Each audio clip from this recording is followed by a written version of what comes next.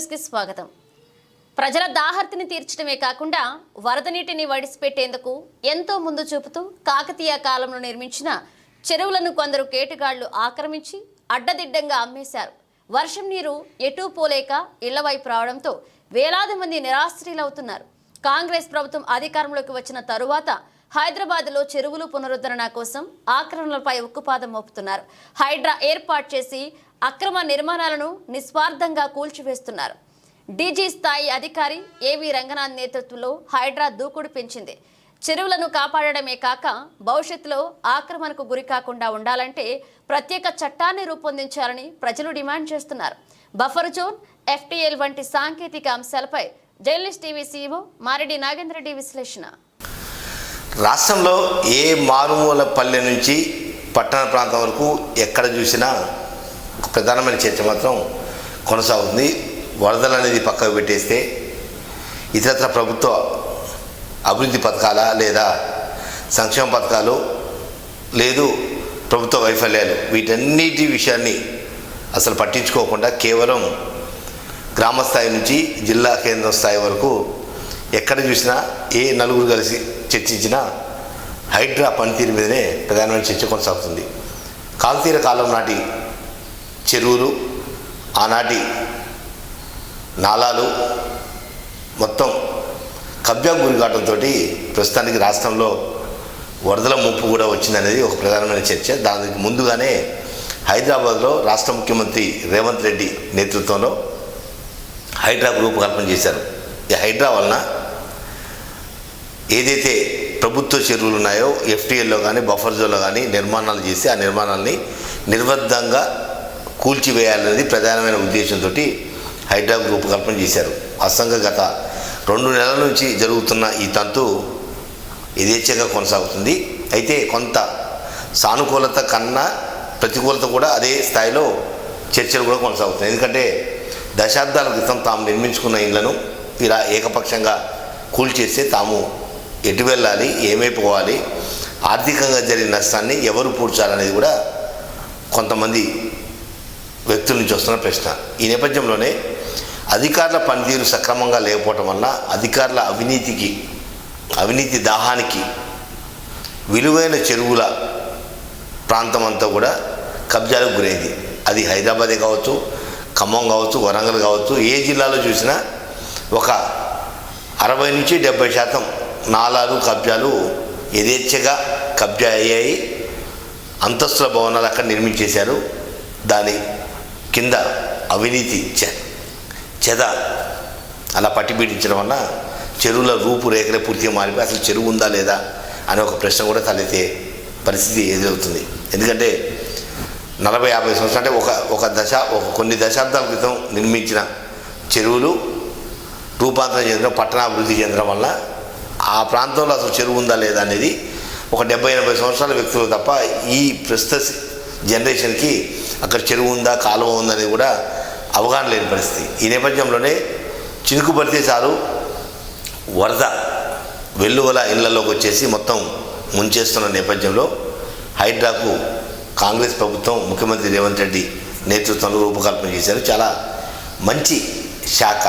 ఎందుకంటే ఇలానే చూసి చూడనట్టుగా వెళ్తూ ఉంటే ఇక దశాబ్దాల తర్వాత భవిష్యత్తులో ఇక మన వారసులకు, మన మనవళ్ళకు, మునిమనవలకు అసలు చెరువులనే కనపడకుండా ఎప్పుడు వరదలలో ముంచెత్తే పరిస్థితి మాత్రం భవిష్యత్తులో కొనసాగే అవకాశాలు కూడా ఉన్నాయి. అంటే ఈ రకంగా ఇదే విధంగా కనుక నిర్లక్ష్యంగా వదిలేస్తే భవిష్యత్తులో వరద ముంపులతోటి అతలాకుతలం అయ్యే పరిస్థితి కూడా నెలకొంది. ఈ నేపథ్యంలోనే హైడ్రాకు రూపకల్పన చేసిన తర్వాత దాన్ని లీడ్ చేస్తున్న ఆవుల వెంకటరంగనాథ్ ఒక సిన్సియర్ అధికారి, పని నిబద్ధత ఉన్న అధికారి, ఏమాత్రం కూడా అలక్ష్యం చేయకుండా నిబంధనలను తూచా తప్పకుండా అమలు పరచడంలో ఆయనే సాటి. ఎందుకంటే గతంలో చాలా జిల్లాలో ఎస్పీగా పనిచేశాడు. ఖమ్మం జిల్లాలో కూడా ఎస్పీగా పనిచేసే సమయంలో సామాన్యులకు అందుబాటులో ఉంటూ సామాన్యులకు న్యాయం చేస్తూ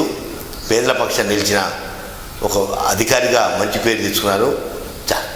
చాలా కుటుంబాల్లో వెలుగులు నింపారు. ఎందుకంటే ఖమ్మం జిల్లాలో ఉన్న రియల్ ఎస్టేట్ మాఫియాని ఉక్కుపాదంతో అణచివేసి సామాన్యులకు అండగా వాళ్ళ కొనుగోలు ఏదైతే ప్లాట్లు కొనుగోలు చేశారో వాళ్లకు భరోసా ఇచ్చే విధంగా బాధ్యతగా నిబంధనల ప్రకారం న్యాయపరంగా చట్టపరంగా చాలామందికి కొన్ని వందల మందికి ఆయన వెన్నుదన్నుగా ఉండి నిజంగా పోలీస్ అధికారి అంటే ఇలా ఉండాలి అనేది ఖమ్మంలో ఆయన ఒక పేరు తెచ్చుకున్నారు.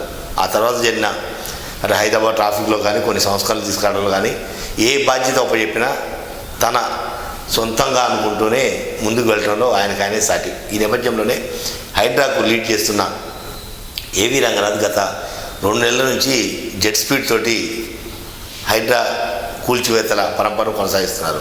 అయితే ఒక 10-15 రోజుల నుంచి హైడ్రా కూల్చివేతలో కొంత మార్పు కొనసాగుతుంది. ఎందుకంటే FTL బఫర్ జోన్లో ఎప్పుడో కట్టిన భవనాలు దశాబ్దాల నుంచి నివాసం ఉంటున్న వాళ్ళ జోలికి వెళ్ళము, తాజాగా నిర్మాణం చేస్తున్న వాటిని మాత్రం కూల్చేస్తామని ఒక ప్రకటన ఇచ్చే నేపథ్యంలో ప్రస్తుతం రాష్ట్రంలో ఒక చర్చ కూడా కొనసాగుతుంది. ఎందుకంటే దాంతోపాటుగా ఏవి రంగనాథ్ ఒక ప్రకటన కూడా జారీ చేశారు.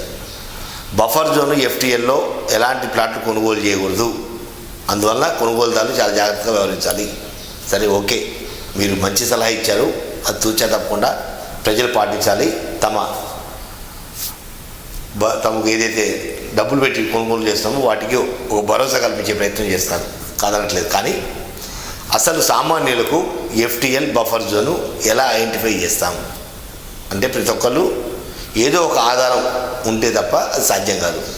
ఈ నేపథ్యంలోనే ఏవి రంగనాథ్ ఇచ్చిన స్టేట్మెంట్కి ఓ జర్నలిస్ట్ సూచన కూడా చేస్తుంది. ఎందుకంటే FTL బఫర్ జోన్ అనేది సాఫ్ట్వేర్ని డెవలప్ చేసి ఏదైతే హైదరాబాద్తో పాటు రాష్ట్రంలో ఉన్న అన్ని జిల్లాలలో ప్రభుత్వ స్థలాలు, నాలాలు, చెరువులు, కుంటలు వీటన్నిటిని కూడా సాఫ్ట్వేర్ని డెవలప్ చేసి సంబంధిత సబ్ రిజిస్ట్రార్ ఆఫీస్లో ఆ సాఫ్ట్వేర్ని కనుక ఇన్స్టాల్ చేస్తే ఒకవేళ నేను బఫర్ జోన్లో కనుక ఒక ప్లాట్ కొనుగోలు చేయాలని ఒకవేళ ఈసీ తరహాలోనే ఒక అప్లికేషన్ పెట్టినప్పుడు దాంట్లో red markka green markka, red mark అయితే ఇది బఫర్ జోన్లో లెక్క, గ్రీన్ మార్క్ అయితే కొనుగోలు చేయడానికి అర్హత ఉంది అనేది ఒక సామాన్యుడికి తెలిసే అవకాశం ఉంది. అటువంటప్పుడు ఒకవేళ కొనుగోలుదారులు, అమ్మకందారులు లేదా మధ్యలో బ్రోకర్లు ఎవరైతున్నారో రియల్ ఎస్టేట్ బ్రోకర్లు, ప్రధానంగా కొనుగోలు చేసే వ్యక్తులు ఎవరైనా ఒకవేళ ఆ ప్లాటు నచ్చి కొనుగోలు చేయాలంటే లింక్ డాక్యుమెంట్ ఉన్నాయా లేదా, తమకు అనుకూలమైన ధర ఉందా లేదా, లేదా ఈసీలో గతంలో ఈ స్థలం మీద అప్పులు ఉన్నాయా లేవా అని ఇవన్నీ కూడా టెక్నికల్ ఇష్యూస్ ఒక 2-3 అంశాలనే ప్రత్యేకమైన దృష్టి కేంద్రీకరించే అవకాశం ఉంది తప్ప ఇది బఫర్ జోనా FTLలో ఉందా అనేది తేల్చాలంటే కేవలం రిజిస్ట్రేషన్ కార్యాలయం తప్ప లేదా రెవెన్యూ కార్యాలయం వీళ్ళు తప్ప ఎవరు కూడా దాన్ని రూఢి చేసే అవకాశం లేదు. ఒకవేళ రెవెన్యూ అధికారి దగ్గరికో లేకపోతే ఇరిగేషన్ అధికారి దగ్గరికో ఒక సామాన్యుడు పోతే మేము రావాలి, సర్వే చేయాలి, హద్దులు నిర్ణయించాలి, ఆ లోపల మీ ప్లాట్ ఉందా లేదా అనేది తేల్చాలి అంటే ఒక దశాబ్దం పట్టే అవకాశం ఉంది. ఈ నేపథ్యంలోనే ఎలానూ హైడ్రా రూపకల్పన చేశారు. రాష్ట్రం మొత్తం మీద కూడా హైడ్రా తరహాలో ఒక సిస్టమ్ డెవలప్ చేస్తే కాకతీయుల కాలంలో ఒక మంచి ఉద్దేశంతో గొలుసుకట్టు చెరువులు ఎలా నిర్మాణం చేశారో ఆ నిర్మాణాలు తిరిగి ఒక పునర్వైభవం తీసుకురావాలంటే హైడ్రా తరహాలో ప్రతి జిల్లాలో కూడా అటువంటి సిస్టమ్ అనేది ఇంప్లిమెంట్ చేయాలి. ఒక మంచి అధికారులను నియమించి నిక్కచ్చిగా ఉండే అధికారులు, నిజాయితీగా ఉండే అధికారులతో హైడ్రా తరహాలోనే ప్రతి జిల్లాలో కూడా ఒక సిస్టమ్ డెవలప్ చేయాలని కూడా ప్రజల నుంచి వస్తున్న ప్రధానమైన డిమాండ్. ఈ నేపథ్యంలోనే బఫర్ జోన్ కానీ FTL కానీ సామాన్యులకు అది ఐడెంటిఫై చేయడం సాధ్యం కాదు. కాబట్టి సాంకేతిక పరంగా మనం ఇంత అభివృద్ధి చెందుతున్న నేపథ్యంలో ప్రభుత్వ స్థలాలు, నాలాలు, కుంటలు, చెరువులు ఈ 4టిని క్రోడీకరిస్తూ ఒక సాఫ్ట్వేర్ని డెవలప్ చేసి ప్రభుత్వ అధికారులకు అందుబాటులో అంటే సర్వే డిపార్ట్మెంట్ కావచ్చు, రెవెన్యూ డిపార్ట్మెంట్ కావచ్చు, లేదా ఇరిగేషన్ డిపార్ట్మెంట్ కావచ్చు, లేదా రిజిస్ట్రేషన్ ఆఫీస్ ఈ 4 శాఖల దగ్గర ఆ సాఫ్ట్వేర్ని అందుబాటులో ఉంచితే ఎవరైనా నాలాంటి సామాన్యులకు వచ్చి పలానా హైదరాబాద్లో ప్లాట్ కొందామనే ఒక ప్రయత్నం చేసినప్పుడు ఎక్కడ దీని విషయంలో విచారణ జరిపించాలంటే పలానా దగ్గరికి పోతే విషయం తెలుస్తుంది. అంటే బఫర్ జోన్లో ఉందా, FTLలో ఉందా, ఇది ప్రభుత్వ స్థలమా, నాలానా అనేది ఇదంతా ఒక క్లారిటీ రావాలంటే సాఫ్ట్వేర్ని ఇంప్లిమెంట్ చేయాల్సిన బాధ్యత. ఎందుకంటే రిజిస్ట్రేషన్ ఆఫీస్లో చాలా సందర్భాలలో కొన్ని సినిమాలలో సెటైరిక్ కొన్ని వాడిన సందర్భాలు ఏంటంటే డబ్బులు ఇస్తే అంటే ప్రభుత్వ ఆదాయానికి గండిపడకుండా ఏది రిజిస్ట్రేషన్ చేయమన్నా మేము చేయడానికి సిద్ధం. అవసరమైతే సెక్రటరీ అయినా రిజిస్ట్రేషన్ చేస్తాం, లేదా చార్జ్మ్యాన్ అయినా రిజిస్ట్రేషన్ చేస్తాం, ఏదైనా రిజిస్ట్రేషన్ చేస్తాం. మాకు అదంతా అవసరం లేదు. కేవలం ప్రభుత్వ ట్యాక్స్ ఏదైతే ఉందో దానికి సంబంధించిన అమౌంట్ వస్తే మేము దేన్ని రిజిస్ట్రేషన్ చేయడానికి సిద్ధమంటూ కొంత చర్చ కూడా నడిచింది. అంటే రిజిస్ట్రేషన్స్కి ఏమీ సంబంధం లేదు, కేవలం డాక్యుమెంట్ ఇచ్చారా లేదా, ప్రభుత్వం సంబంధించిన ట్యాక్స్ వసూలు చేస్తున్నామా లేదా, ఈ రెండు తప్ప మిగతా ఏదీ లేదు. అవసరమైతే ముఖ్యమంత్రి కార్యాలయం రిజిస్ట్రేషన్ ఏమైనా చేస్తారు, డీజీపీ ఆఫీస్ రిజిస్ట్రేషన్ ఏమైనా చేస్తారు, ఏదైనా చేయగలుగుతారు. అందువల్ల ఇటువంటి సాఫ్ట్వేర్ని కనుక మనం అందుబాటులో తీసుకొస్తే, గతంలో ప్రభుత్వ భూమిని నిషేధిత జాబితా తరహాలో ఏ రకంగా తయారు చేసామో ఆ తరహాలోనే ఒక సాఫ్ట్వేర్ని కనుక మనం ఇంప్లిమెంట్ చేయగలిగితే, తయారు చేయగలిగితే ఇటువంటి అవరోధాలన్నింటినీ కూడా అధిగమించే అవకాశం ఉంది. సామాన్యులకు న్యాయం జరిగే అవకాశం ఉంది. లేకపోతే రియల్ ఎస్టేట్ బ్రోకర్లు తిమ్మిని పంపించేయటంలో, మాయ చేయటంలో మహాముదుర్లు కాబట్టి వాళ్ళ మాయలో పడి సామాన్యులు బలవుతారు.